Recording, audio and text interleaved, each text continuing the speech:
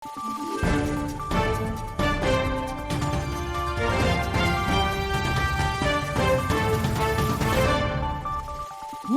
araw, Pilipinas! Ito ang Valiente News hatid sa inyo ng Office of the Vice President. Libo-libong punla ng Nara at iba pa ang itinanim ng OVP Bicol at Panay Negros Islands Satellite Office. Ang detalye ihahatid sa atin ni Brian Latasa. Nagsagawa ng tree planting and growing activity ang OVP Bicol Satellite Office sa Barangay Matipuron, Milagros sa probinsya ng Masbate, kamakailan. Umabot sa 5,000 punla ng Nara ang itinanim ng tanggapan, katuwang ng opisina sa aktibidad, ang iba't ibang sektor at volunteers. Habang umabot naman sa 6,000 indigenous trees ang itinanim ng tanggapan sa Barangay Manlukugan, Vinsons, Camarines Norte, kamakailan.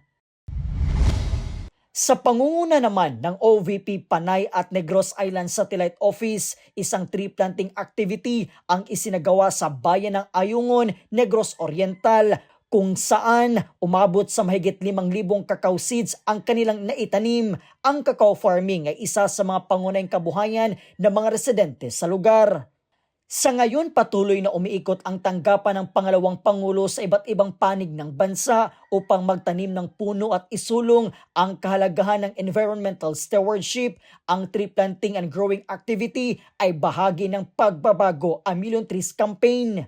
Ako po si Brian Latasa, ang lahat para sa Diyos, bayan at pamilyang Pilipino. Valiente News.